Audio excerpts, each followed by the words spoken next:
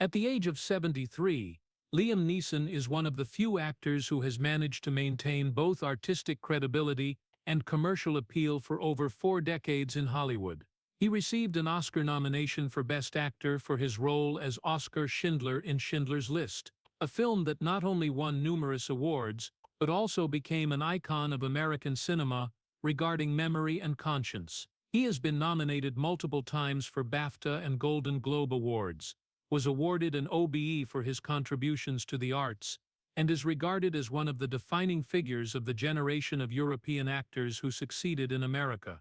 From the commanding Michael Collins to Qui-Gon Jinn in Star Wars Episode I, The Phantom Menace, and then the cold, determined father figure in Taken, he has traversed many genres, from historical drama to commercial action.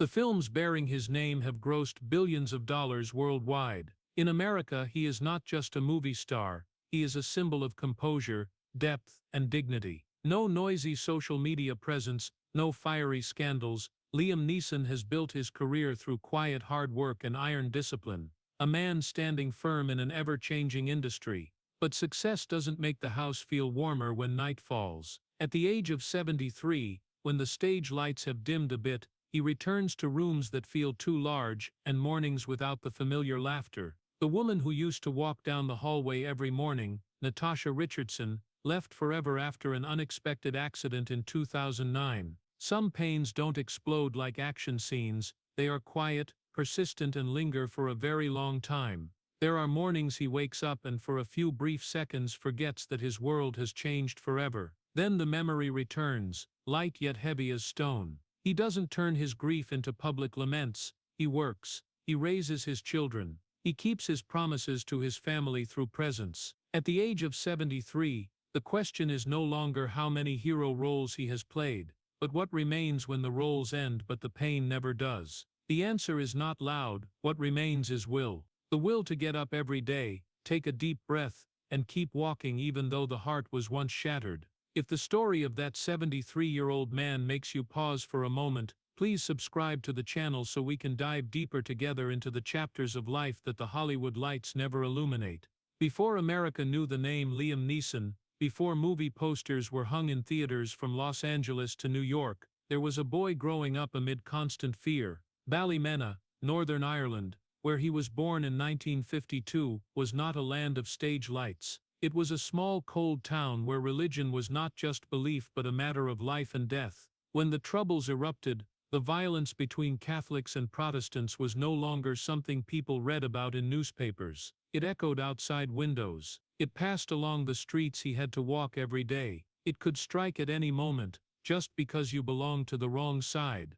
Liam grew up in a Catholic family. At that time, that was not just a label, it was a marker that could earn you hostile stares. He has told stories of neighborhoods he didn't dare enter. There were looks that made the boy understand he was being judged, categorized, placed on one side of a conflict he never chose. Violence was not distant. His friends got hurt.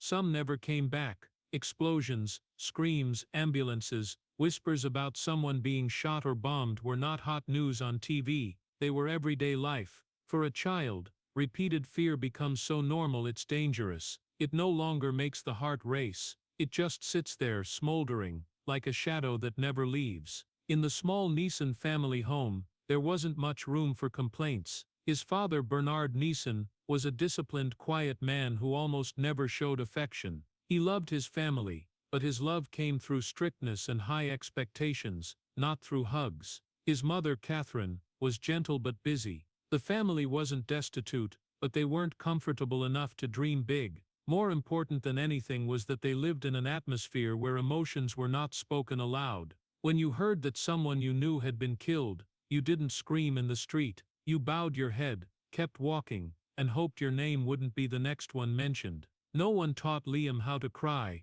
No one sat him down to explain that fear could be shared. The boy learned to keep everything inside, learned to swallow tears before they could fall, learned to stand tall while trembling inside. Those years didn't just forge toughness, they created a man accustomed to carrying pain in silence. When you live in an environment where violence can strike at any moment, you develop a survival mechanism. Don't reveal too much, don't let anyone see weakness, Don't let the world know you're afraid. It was right there in Ballymena, amid the cold streets and dividing churches, that Liam Neeson learned the first lesson of his life. Emotions are something to be controlled, not released. And perhaps it was from that place that he began to become the man America would later see on screen, strong, quiet, with something deeper than dialogue always in his eyes. If Ballymena taught Liam Neeson how to swallow fear, the boxing gym taught him how to turn it into strength. He started boxing at 9 years old. For a boy growing up amid religious violence and unsafe streets, boxing wasn't just a sport, it was a way to stop feeling helpless. In the sound of gloves hitting the heavy bag, in the smell of sweat and old wooden floors, Liam found a different kind of order from the chaotic world outside. There the rules were clear. There if you got knocked down, you could get back up.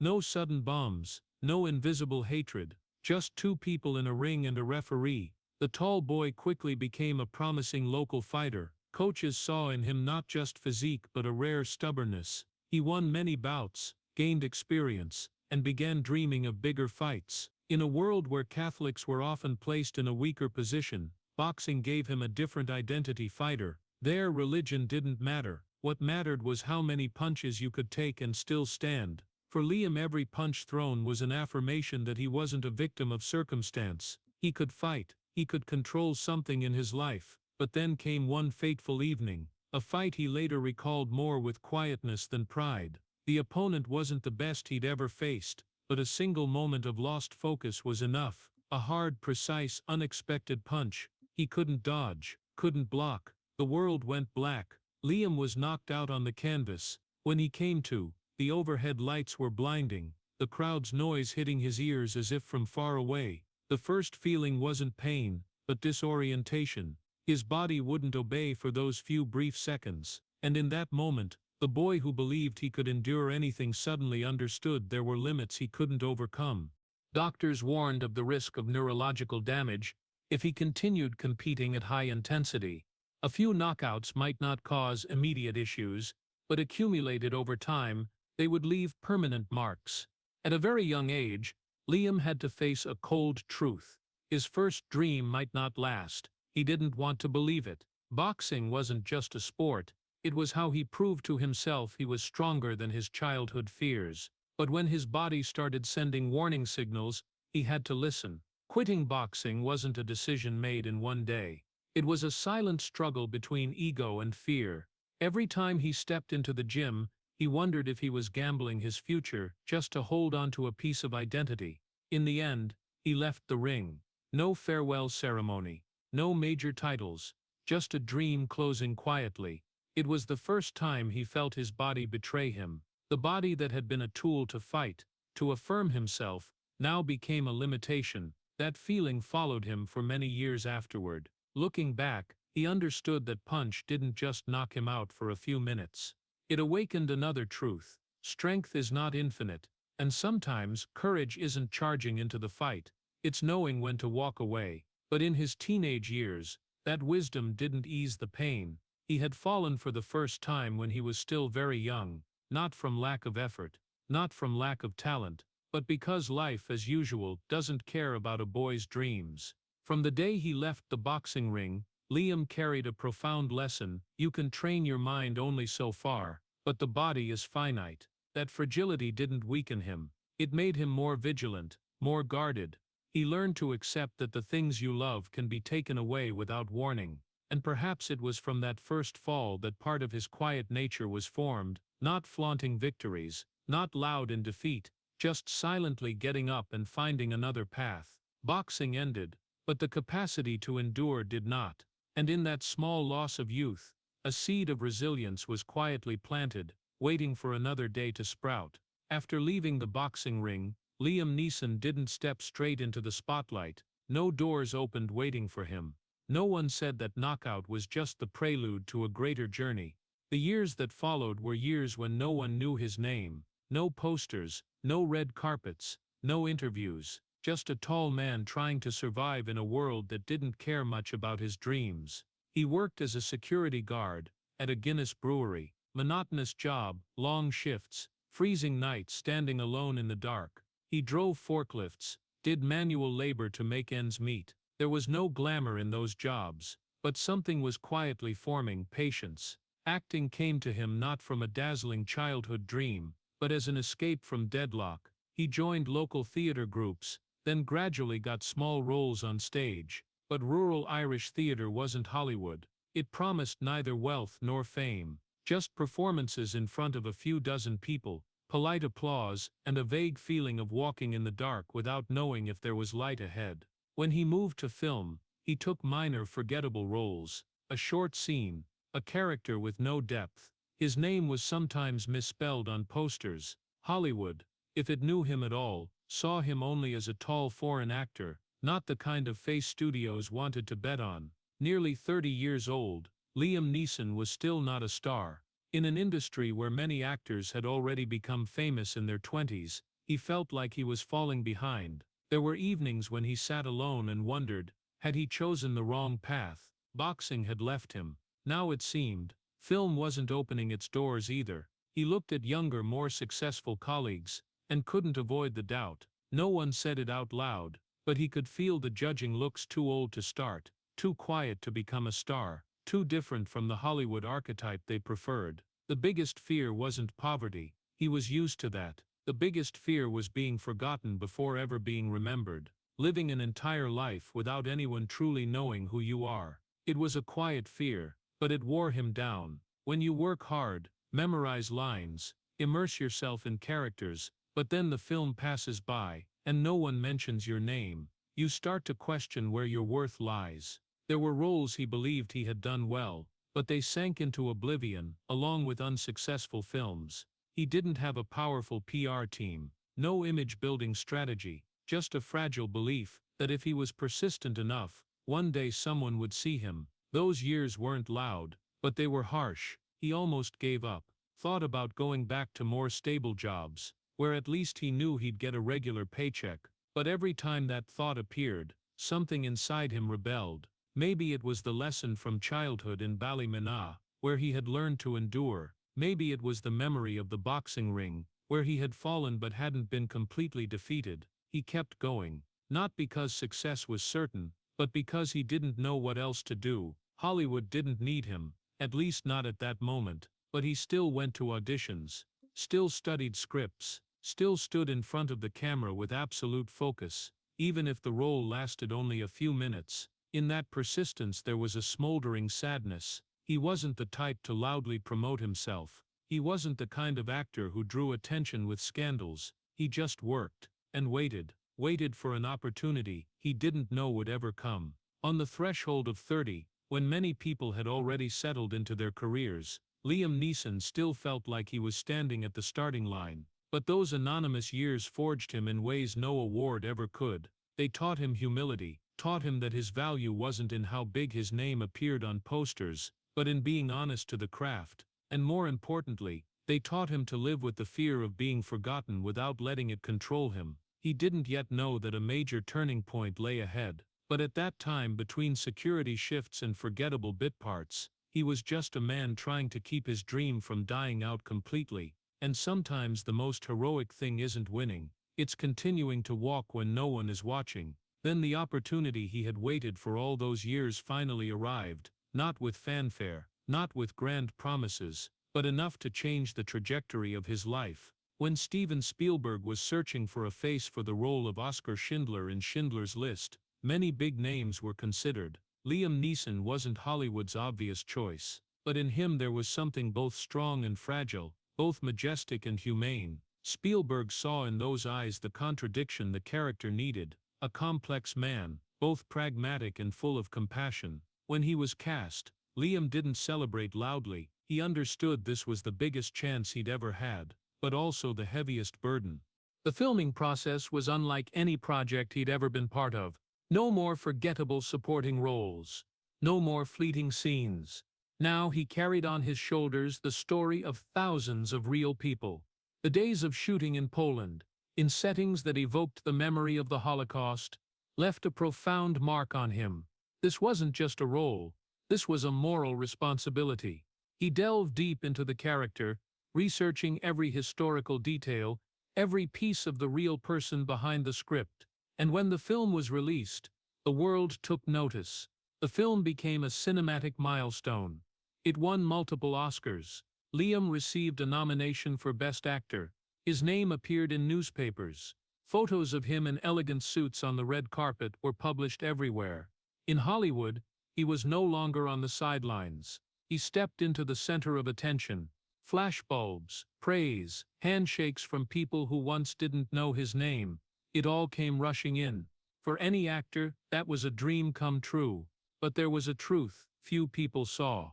When the award ceremony ended, when the applause died down, when the hotel room door closed, Liam Neeson was still the man who had grown up with fear in Ballymena.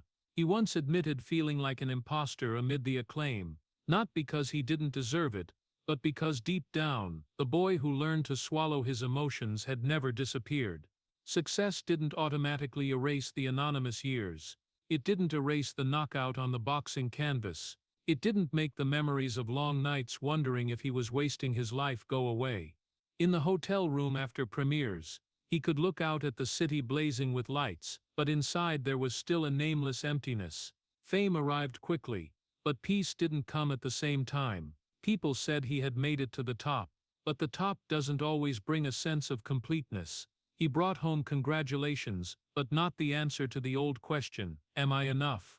Perhaps when you've spent your entire youth doubting yourself, that doubt doesn't vanish just because of a golden statue or an Oscar nomination. The success of Schindler's List opened new doors. Directors began to see him differently. Bigger scripts arrived, but every time he looked in the mirror, he still saw the same face that had stood guard on cold nights at Guinness, worried about rent, afraid of being forgotten. Fame changed how the world saw him. It didn't change how he saw himself. There is a paradox many famous people face. The whole world recognizes you, yet you still feel alone. Because the lights only shine on the image you perform, not on the dark corners inside. Liam wasn't the type to dive into parties to fill the void. He didn't build a flashy persona. He kept working, kept seeking meaningful roles. But deep down, there remained an emptiness that fame couldn't reach. Schindler brought him glory, but it didn't heal his childhood. It didn't teach him how to cry when needed. It didn't completely extinguish the fear of being forgotten. It only silenced it temporarily. And perhaps that's why he was never swallowed by fame. He understood that everything could disappear as quickly as it came. He had once been unknown. He knew it could happen again. Fame doesn't change the person inside. It only amplifies what's already there.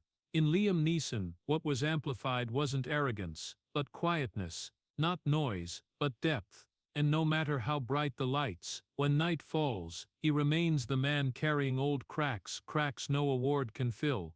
And then amid the years when fame came and went like waves, Liam Neeson met a woman who made everything slow down. Natasha Richardson wasn't stage lights. She was the gentle light behind the scenes. They met while working together on the play Anna Christie, on Broadway, in the early 1990s. The first time they stood side by side, it wasn't a loud or dramatic love like in the movies. It was a recognition. Two mature people who had stumbled enough not to believe in superficial things, suddenly found in each other a quiet anchor. Natasha came from a distinguished artistic family. She understood the lights, the pressure, the lonely moments after every performance. But what she saw in Liam wasn't the newly blooming fame. After Schindler's List, she saw the man behind the role, the man carrying Ballymena's childhood, the years no one knew his name, and the self-doubt that had never fully vanished. She didn't love the heroic image. She loved the quietness.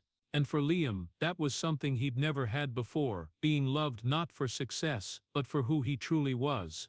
Their love didn't explode across the tabloids. It grew through simple dinners, long conversations in a small apartment, trips without media trailing them. When they married in 1994, it wasn't a staged event for attention. It was a peaceful commitment between two people who understood loss enough to cherish what they had.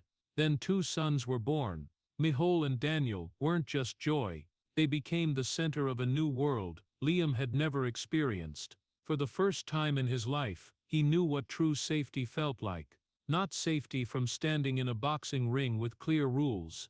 Not safety from recognized success. But safety in coming home knowing someone was waiting. someone who put a hand on his shoulder without asking too many questions. In the laughter of two little boys, in family evenings gathered together, he found what fame couldn't provide: peace. There are photos of them together on the red carpet, but the most important moments weren't there. They were in the mornings taking the kids to school, in family vacations in Ireland, where Liam could return to his roots without feeling torn. Natasha brought him not just love, but balance. When he started taking on bigger projects, when Hollywood began calling his name more often, she was the one reminding him what truly mattered. For many years their family became a refuge from the pressures of the film industry. Whether he played heroes, warriors, or complex historical figures, he still came home to be a husband, a father. And in those roles, he didn't need to act. He didn't need to be perfect. He just needed to be present. Perhaps for the first time since childhood in Ballymena, he no longer felt he had to completely hide his emotions. With Natasha, he could be vulnerable. He could admit exhaustion. He could laugh loudly without fear of judgment. Looking back on those years, many people call it the most beautiful period in Liam Neeson's life. And perhaps they aren't wrong. Because before the storm hits, there's always a peaceful calm so serene that people forget how fragile it is. That little family wasn't perfect like a fairy tale, but it was real. It was enough to soothe the old cracks in his heart. Enough to make him believe that after all the twists and turns, the doubts and the near give-ups, life had finally given him a reward that didn't require a golden statue. This is the gentlest part of the story. The part where children's laughter drowns out the noise of Hollywood. The part where the light doesn't come from flashbulbs, but from a warm kitchen. And perhaps because it was so peaceful, what came afterward hurt even more. But at that moment, Liam didn't know what was waiting ahead. He only knew that for the first time in his life, he wasn't walking alone anymore. Then came 2008, when Liam Neeson had passed 55, the age when Hollywood often starts questioning a male actor's ability to sell tickets. A thin, simple script that was somewhat overlooked landed in his hands. Its title was Taken. No one predicted it would become a phenomenon. No one thought a mid-budget action film about a father searching for his kidnapped daughter could shake up the American box office. But there was something in that story that made Liam pause. Not the chases, not the violence, but the emotional thread underneath, a father willing to go to the absolute end to save his child. When he took on the role of Brian Mills, he probably didn't realize that image would define a new phase of his career. On screen he became the symbol of absolute protection. That deep, calm voice. No need to shout, but enough to make audiences believe this was a man nothing could stop. And then that line was born. I will look for you, I will find you, and I will kill you. It rang out in theaters like an oath. The whole country remembered it. They repeated it. They turned it into memes, into a pop culture icon. At an age when many actors were stepping back, Liam Neeson suddenly became the face of modern action films. The film succeeded far beyond expectations. Box office exploded. Sequels were quickly greenlit. Images of him with a gun in hand, cold eyes full of determination, appeared everywhere. America saw in him the ideal father, strong, uncompromising, willing to do anything to protect his child. The irony was that this very role touched the deepest part of the real man.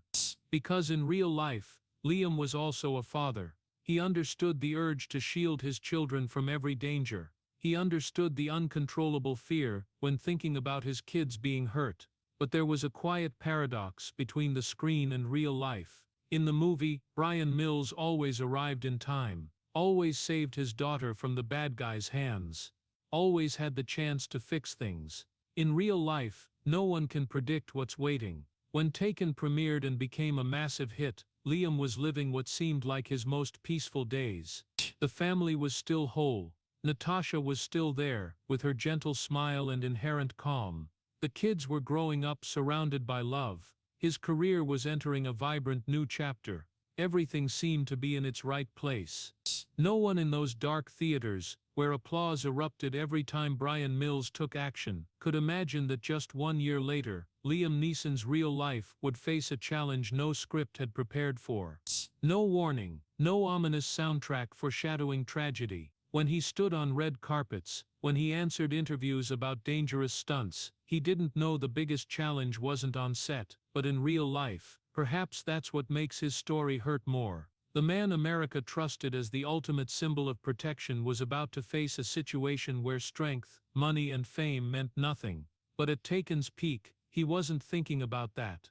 He just kept working, kept coming home after every shoot, kept being a husband, a father. In those moments, he wasn't an action hero. He was just Liam, the man who grew up with fear, who fell on the boxing canvas, who waited years for a chance. And now, when all of America saw him as an unbeatable hero, he didn't know fate was quietly preparing a trial that no punch in the ring, no role on screen, could match. And then March 18, 2009 arrived, quiet like any other day, before it became the cut that would never heal in Liam Neeson's life. That afternoon, Natasha was at the Mont Tremblant ski resort in Quebec. It wasn't an adventurous trip, not a speed competition. Just a normal, gentle, almost playful ski session. She fell. No collision with anyone, no screams of terror, no blood. She got up, laughed, said she was fine. Rescue staff arrived, suggested a checkup.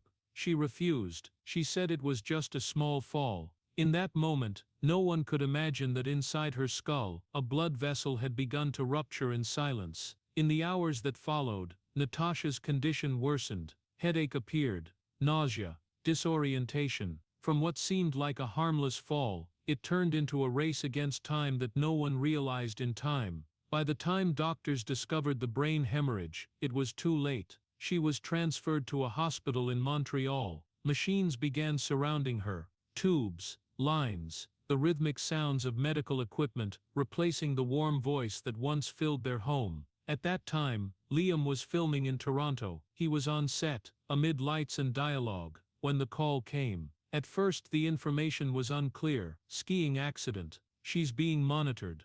No one immediately said how serious it was. He listened, went silent, then his heart started beating differently. Something in the voice on the other end made him understand this wasn't minor, not a regular fall. He left the set almost immediately. No time to change out of costume. No time to finish the scene. He got in the car, then on a plane. The distance from Toronto to Montreal had never felt so long. On that flight, there was no script to cling to, no lines to help him prepare for what lay ahead. He stared out the window at the cold gray Canadian sky and wondered, how can a normal day turn into this? He was used to handling crises on screen. He'd played men who charged into danger without hesitation. But now, he was just a husband flying to his wife, not knowing if he'd make it in time. When he stepped into the Montreal hospital, the smell of antiseptic and the cold white light of the hallways made everything feel alien. Natasha lay there, motionless. The ventilator rhythmically lifted and lowered her chest,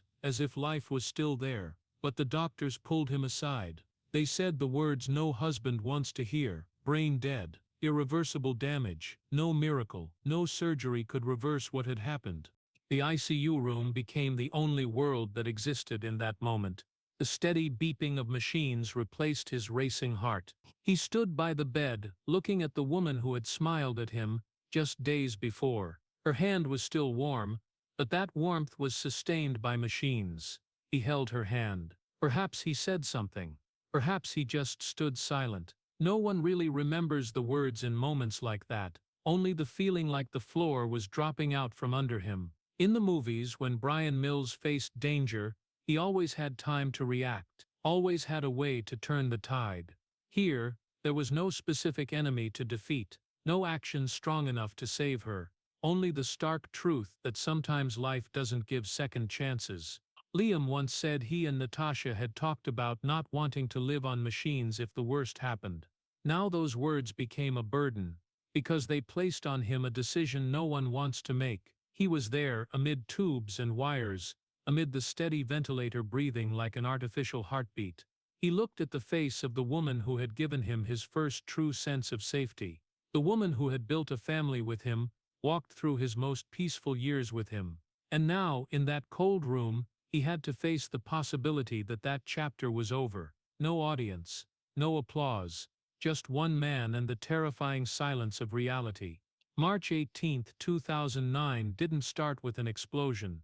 It started with a light fall on snow, but by the end of the day it had become the line dividing Liam Neeson's life into before and after, before a whole family, after emptiness, before a husband who could come home after every shoot, after a man standing in the ICU, looking at machine screens and understanding there are battles that can't be won. And in that moment, fame, money, on-screen strength, all of it became meaningless. Only one unanswered question remained: how can such a seemingly small fall change an entire life? In that ICU room, time no longer flowed normally. It wasn't measured in minutes or hours, but in irreversible decisions. Liam Neeson stood by the hospital bed, looking at the woman who had shared more than a decade of love with him. The ventilator still rhythmically lifted Natasha Richardson's chest up and down. From a distance, one might mistake it for sleep, but the doctors had been clear: brain dead. No brain activity, no chance of recovery, no miracle ahead. Amid the beeping of machines, memories flooded back to him, distant conversations they had had, like many mature couples, about not wanting to live dependent on machines if the worst happened. Natasha had clearly stated her wishes. She didn't want to be kept alive by tubes and wires. She wanted to go with dignity. Those words, spoken in the calm of everyday life, no one thought would have to be carried out so soon. But now, they became her last will, and the only person who could carry it out was him. The doctors explained the process. They spoke in a professional tone, but not coldly. They understood this wasn't just a medical decision. This was the moment a husband had to accept that his love wasn't enough to keep that woman here. Liam listened. He didn't yell. He didn't slam the table. He didn't demand to try one more new method. Perhaps because deep down, he already understood. He had grown up amid loss. He knew there were things that couldn't be negotiated. But understanding didn't mean it didn't hurt. The paperwork was brought in, white pages with dry lines of text. He took the pen. The large hand that had once held guns on screen, thrown punches in the ring, now trembled slightly. That signature wasn't surrender. It was respect for the promise between the two of them. He signed, not because he wanted to, but because he loved her enough not to keep her in that state. There are decisions for which no one applauds you. No one calls them heroic, but they are the ones that demand the most ruthless courage. He returned to the bedside. He leaned down, whispered something into her ear, perhaps words of love, perhaps goodbye, perhaps both.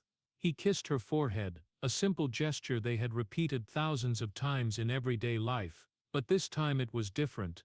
This time it was the last time.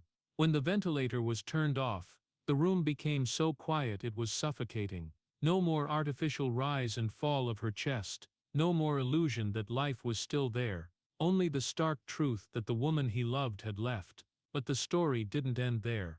Natasha had been a person full of compassion. The family decided to donate her organs in keeping with her wishes. In the depths of agony, Liam still thought of that her departure could bring life to others.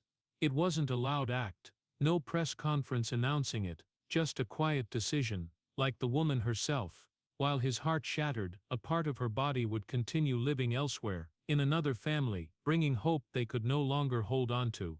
When all the procedures were complete, when loved ones gradually left the hospital, Liam walked out into the hallway alone. The cold fluorescent lights shone down on the shiny floor. The sound of his shoes echoed clearly in the wide space. No audience, no reporters, no dialogue to help him express what was happening inside. He was no longer Brian Mills, no longer Oscar Schindler, just a man who had just signed papers for his wife to go. Stepping out of the hospital door, the cold Montreal air hit his face. The world outside continued as if nothing had changed. Cars kept driving, people kept talking. The sky stayed gray like the afternoon before, but for him everything was different. An invisible line had been drawn in his life, before March 18th, and after March 18th.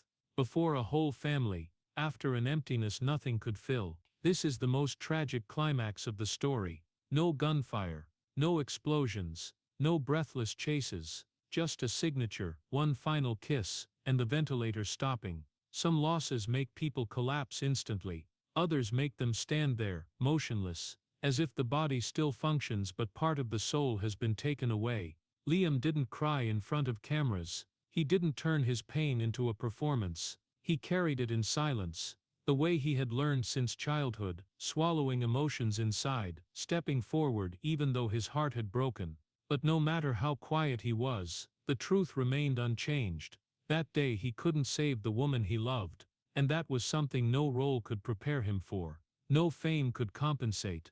As he walked down the hospital steps, alone in a strange city, he understood that from then on, everything in his life would have to learn to exist alongside a permanent emptiness. After the funeral, when the flowers had wilted and the condolences gradually thinned out, the house became too big for one man. Liam Neeson stepped through the familiar door and realized the sounds had changed. No more Natasha calling him from the kitchen. No more laughter mixed with children's voices, only the sound of his own footsteps echoing in the long hallway, bouncing back like a reminder that this emptiness was real. There were rooms he didn't enter for days, not because they were locked, but because the memories in them were too vivid. Everything stayed in its old place, the coat hanging behind the door, the half-open book on the table, the family photo by the window, but the woman connected to them was gone. Nighttime was when the pain became clearest. During the day, he could stay busy with paperwork, caring for the kids, returning necessary calls, but when night fell, the silence thickened. He lay on the bed he once shared with Natasha and felt the emptiness beside him. There were nights he jolted awake, in a brief moment forgetting he was alone. Then the truth returned, slow but cruel. No steady breathing beside him, no hand reaching for his in the dark. Only emptiness. He started drinking more, not in a loud or self-destructive way in public, but the evening glass of wine stretched into 2, then 3. Alcohol didn't erase memories, but it blurred the edges of emotion for a few short hours. It helped him sleep, or at least made his body tired enough to close his eyes. He once admitted that after Natasha's death, he had to be careful with himself, because when pain isn't spoken, it finds other ways to exist. Work became another escape. He took on more projects, not out of ambition, but out of fear of the void. On set, there was a schedule, dialogue, people calling his name, lights shining. There he didn't have to face the silence of the house directly. He could become someone else, speak the character's lines, and temporarily not be the man who lost his wife. Many saw that professionalism and called it strength, but sometimes it was just a way to avoid thinking. In the rare interviews about that period, Liam once said a simple sentence: "Grief comes in waves. Grief comes in waves." There were days he felt he could breathe normally, then suddenly, a song on the radio, a familiar scent, or something one of his sons said would stop him cold. The wave hit without warning. It wasn't loud like a storm. It didn't collapse the roof,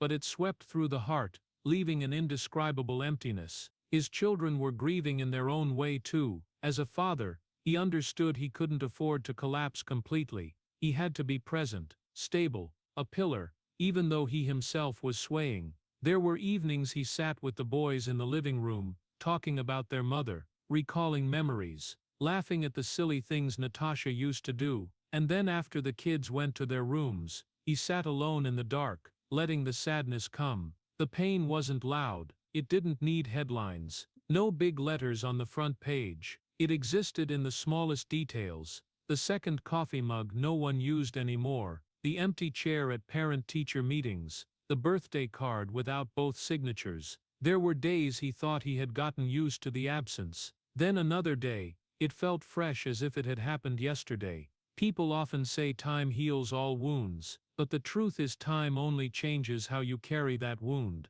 Liam didn't forget. He didn't overcome it in the sense of making it small. He learned to live with it, learned to accept that a part of his heart had gone with Natasha, and the rest had to continue, for the kids, for work, because life kept moving. In those long nights, when footsteps echoed in the hallway, and a half-finished glass of wine sat on the table, he understood that a true hero isn't someone who never falls. A hero is someone who still gets up the next morning, even knowing the pain will still be there. And perhaps, in those empty rooms, in that prolonged silence, Liam Neeson began to learn how to exist without the one light of his life. In the months and years that followed, As the world gradually stopped mentioning Natasha Richardson's death as hot news, two boys still had to wake up every morning to the truth that their mother would never return. And amid that emptiness, Liam Neeson was no longer an actor, no longer a cinematic icon. He was a father, but not the perfect father like on screen, a father trying to piece together the fragments for his children, while he himself was cracking. Michelle and Daniel were still too young when they lost their mother. Children's pain isn't like adults. It isn't expressed in long sentences. It appears in unusual silences, in half-finished questions, in eyes searching for something that's gone. Liam understood he couldn't replace Natasha. He couldn't fill that void with gifts or simple comforts. The only thing he could do was stay, be present, listen. But staying wasn't always easy. There were evenings he was so exhausted he just wanted to close his bedroom door and let the world go. There were days he feared he would fail in the most important role of his life. When Michelle grew up and decided to change his last name to Richardson, his mother's name, it wasn't a rejection of his father. It was the boy's way of holding on to a part of the mother he lost. Liam didn't stop him. He understood it more deeply than anyone. He didn't see it as another loss. He saw in that decision his son's love for Natasha, and he respected it. But surely in that moment, a quiet sadness slipped into his heart, not because he was being replaced, but because the name Richardson now became a constant reminder that the woman he loved existed only in memory and legacy. He once played a father who could walk through bullets and fire to save his child, but in real life he couldn't save their mother, and that haunting feeling didn't leave easily. There were times he wondered, what if he had been closer that day? What if he had called sooner? What if he had insisted Natasha get checked more thoroughly right from the start? Those what-if questions never have answers, but they exist, and they cling to him in the quietest moments. Liam didn't hide from his children that he was hurting too. He didn't pretend to be completely unbreakable, but he also didn't allow himself to collapse entirely. He learned to cook more, learned to join conversations that Natasha might have led before. He showed up at parent-teacher meetings, at school sports games, in the ordinary moments he might have missed before because of filming schedules. He tried to balance work and family, not for some media strategy, but out of a deep fear that if he wasn't there, the kids would feel another loss. That imperfect father had days when he got it wrong. Sometimes he was too quiet when his child needed an explanation. Sometimes he reacted slower because he was still wrestling with memories himself. But he didn't run away. He didn't abandon that role. If childhood in Ballymena taught him how to swallow emotions, then fatherhood taught him how to face them. Because children don't need a movie hero. They need a real man, with all his weaknesses and efforts. Time passed, and the two boys grew up, and in every step of their growing, Liam saw Natasha's shadow, the smile, the way of speaking, even the gentle determination. It was both painful and comforting. He understood he couldn't protect them from every loss in life, but he could teach them how to stand up after loss, the way he was trying to do every day. Perhaps the most important role Liam Neeson ever played wasn't on the big screen. It was in the home that once rang with laughter, where he learned to be a father amid unrelenting grief. Not perfect, not all-powerful, but persistent. And in that persistence, there was a kind of quiet heroism that no box office could measure. But grief wasn't the only challenge in Liam Neeson's life. In 2019, when a decade had passed since Natasha's death, when his children were growing into adults, and his career continued with familiar roles, another wave came unexpectedly, not from personal tragedy, but from his own words. In an interview promoting a film, Liam recounted an old story from many years earlier. After a close female friend was sexually assaulted, he had been consumed by rage and wandered the city looking for a random black man to take out his fury on. He told it not with pride, but as a confession of the ugliness inside him when he was younger. But in the age of social media and racial sensitivity, that story exploded like a media bomb. Headlines appeared thick and fast. Excerpts taken out of context spread rapidly. The public was outraged. Many couldn't accept that a beloved actor could once have harbored such dangerous thoughts, even though he said he never acted on them, and had soon realized how wrong it was. Within days, the reputation he had built over decades suddenly shook. Calls for boycotts emerged. Interviews were cancelled. The silence he had once chosen after his wife's death was now replaced by the harsh noise of public opinion. For a man who had already gone through the greatest loss of his life, that media storm brought a different kind of pain. Not pain from losing a loved one, but pain from seeing his legacy questioned. He didn't hide. He didn't blame the press. He appeared on television, admitting the stupidity and danger in those thoughts back then. He said the anger had made him lose his way, and that he was ashamed of it. His apology wasn't perfect in everyone's eyes, but it didn't dodge responsibility.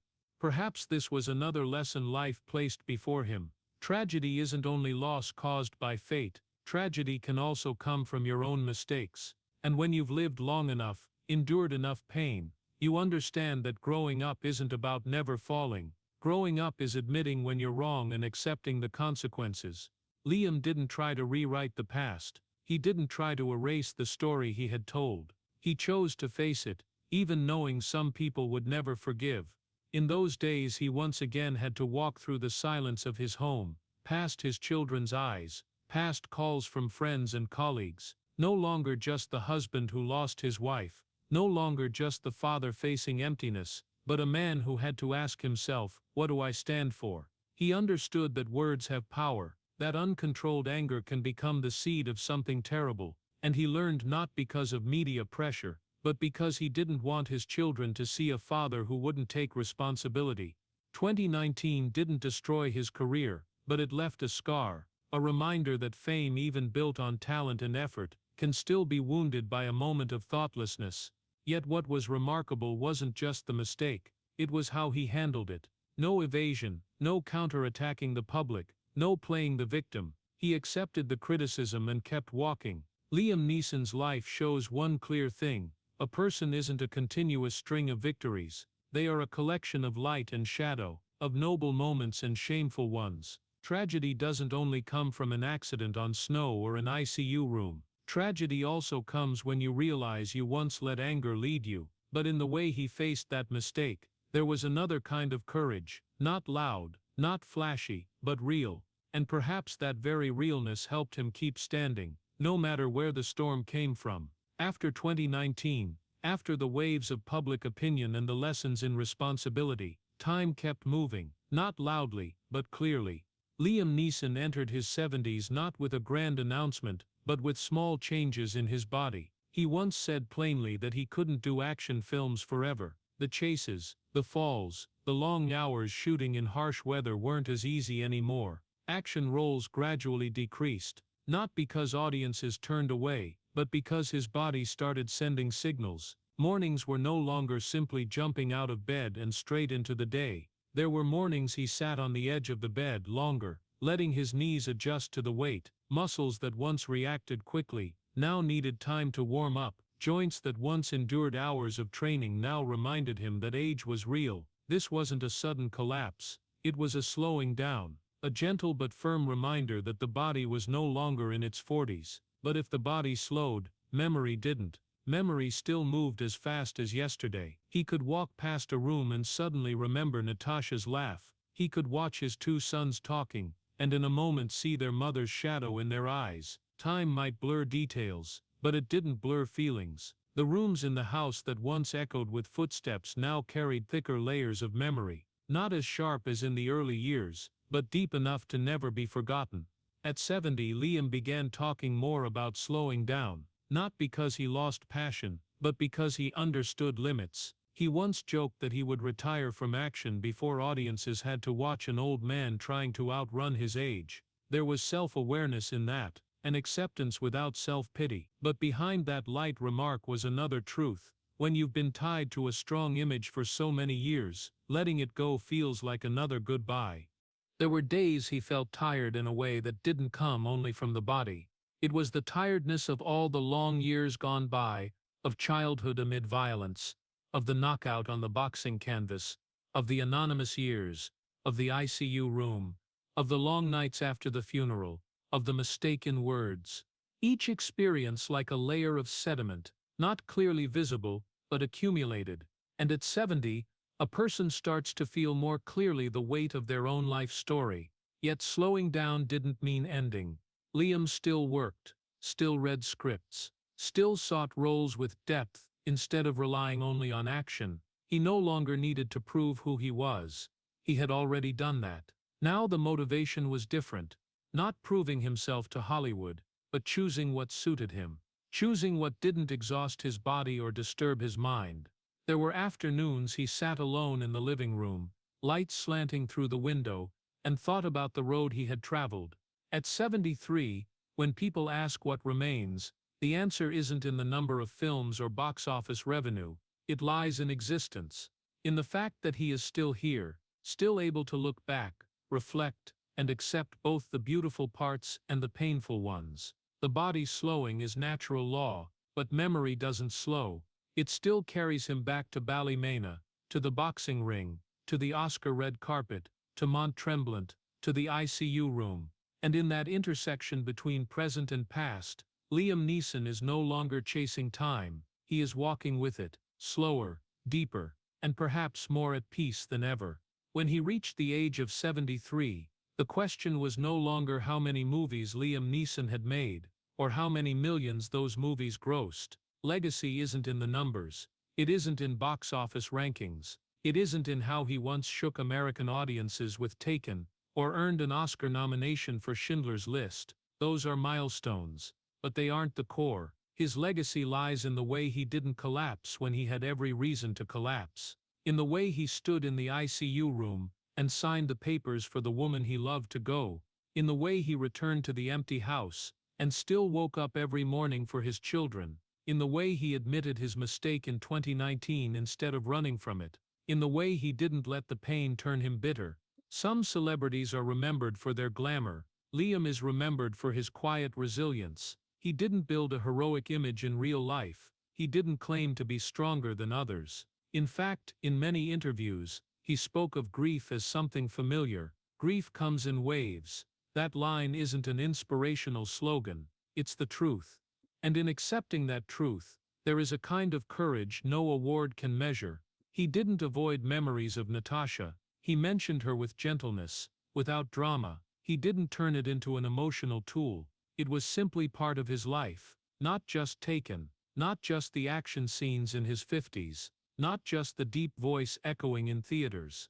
What keeps American audiences respecting him is the consistency in his character. He didn't change his voice to please anyone. He didn't change who he was to follow trends. When he made a mistake, he admitted it. When he hurt, he didn't pretend he didn't. That honesty, in an industry accustomed to polished images, has become rare. True legacy isn't how many golden statues you have on the shelf, it's how the people around you remember you. His two sons grew up seeing an imperfect father who didn't give up, a man who could be silent for hours, but was always there when needed.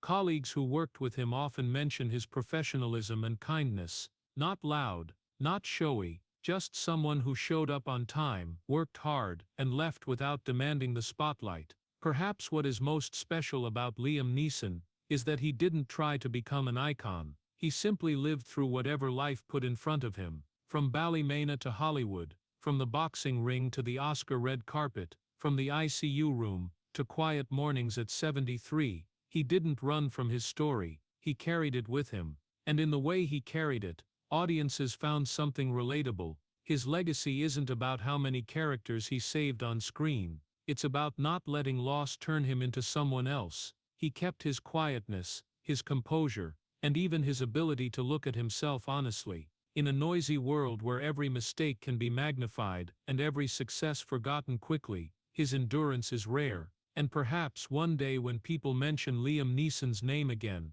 they won't just talk about Taken or the Oscar nomination, they'll talk about a man who went through pain without falling, a man who lost the one light of his life, but still kept a small light inside himself, not the bright light of fame, but the light of character, something that never needs a red carpet to be seen. And in the end, when all the chapters of life have been turned, when the stage lights no longer blind as before, when the body slows but memory remains clear, Liam Neeson's story doesn't end with a glorious victory. It ends with a simple, somewhat cruel truth. He couldn't save Natasha. No miracle. No moment where a doctor rushed in and said the heartbeat had returned. No slow-motion scene where the woman he loved opened her eyes and smiled. No resurrection, no fairy tale. March 18, 2009 was never reversed. The ICU room remains the marker between before and after. His signature on that paper didn't disappear with time. It became an indelible part of his life story, and that's exactly what makes this story different from the films he once starred in. On screen he could find the bad guys, cross borders, fight to the end, and bring loved ones home. In real life, he stood there, powerless, and accepted that some battles can't be won. But if the story stopped at loss, it wouldn't be Liam Neeson's story, because after that day he didn't disappear, he didn't withdraw from the world, he didn't let the pain swallow him completely. There was only a man who lost the woman he loved most, but still fathered his children, still showed up at parent-teacher meetings, still listened to his sons talk about school, dreams, their own sadness, still accepted when Mathiel chose to carry the name Richardson to keep his mother's memory alive.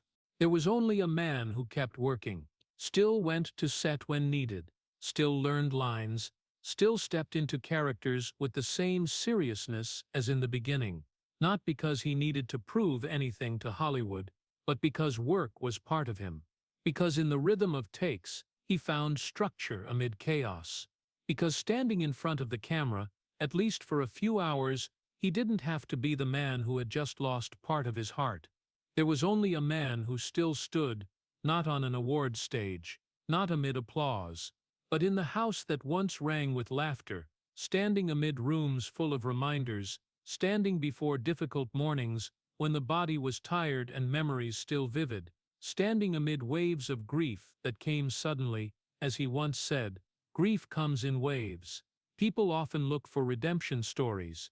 They want to see heroes triumph over fate, but real life rarely works that way. Liam Neeson's story isn't about overcoming pain to forget it. It's about carrying the pain without letting it define his entire being. He wasn't saved from loss. He wasn't given back what was taken, but he didn't let tragedy turn him into darkness. At 73, looking back on the road from unstable Ballymena, through the boxing ring, through anonymous years, through Oscar lights, through the ICU room, through long nights and public mistakes, what remains isn't perfection. What remains is endurance. A quiet kind of resilience. A strength that doesn't need muscles or weapons. The strength of continuing to live when the heart has once been broken. He isn't an invincible character. He isn't a flawless icon. He is a human being, with all the turns, losses, and times he had to relearn how to breathe after thinking he couldn't. And perhaps that's exactly what makes his story touch so many Americans more than any role he played, because in that quietness, they see themselves. They see their own empty rooms, the afternoon calls they wish had never come, the unanswered what-if questions. Liam Neeson couldn't save Natasha, but he kept what not everyone keeps after tragedy: his character. He didn't lose his kindness. He didn't let anger take over completely. He didn't let sadness turn into bitterness. He still loves, still fathers, still shows up, still stands. And perhaps that's the real definition of a hero. Not the one who always wins, but the one who doesn't abandon his life, even when it no longer looks the same. Not the one with miracles, but the one who accepts there are no miracles, and still keeps walking. This story doesn't end with swelling music. It ends with the image of a 73-year-old man walking through a quiet room, making a cup of coffee for one, looking out the window and taking a deep breath. No one applauds, no one calls action, but he's still there, and sometimes in a world full of upheaval, simply standing firm is the quietest victory of all. The story of Liam Neeson doesn't make people cry because of drama, but because of the all-too-human truth in it. He became a heroic icon through Taken, earned an Oscar nomination with Schindler's List, but those achievements pale before the moment he had to sign the papers to turn off Natasha Richardson's ventilator in that cold ICU room in Montreal. The image of the man standing alone outside the hospital door, or the nights he walked through the empty house with only his own footsteps echoing, is truly the heart of the story. He wasn't saved from loss, no miracle, no resurrection, and it's that very incompleteness that makes his journey worthy of respect. He still fathered when McKeel changed his last name to Richardson to keep his mother's memory. He still worked even as grief came in waves. He still apologized when his 2019 mistake shook his reputation. That's not a superhero image. It's the image of a man who accepts responsibility and keeps living. For Americans who value self-reliance and the ability to rise after crisis, this story reminds us that strength isn't in never falling, but in not letting pain turn you bitter. Success, awards, box office don't save us from loss, but character, presence with family, and honesty with yourself can help us keep going. And sometimes simply standing firm after tragedy is victory enough. If the story of that man who wasn't saved but still stands makes you reflect, please subscribe to the channel so we can continue exploring the journeys behind the Hollywood lights. Thank you for listening to the end, and see you in the next video where we'll again find strength in people who seem very ordinary.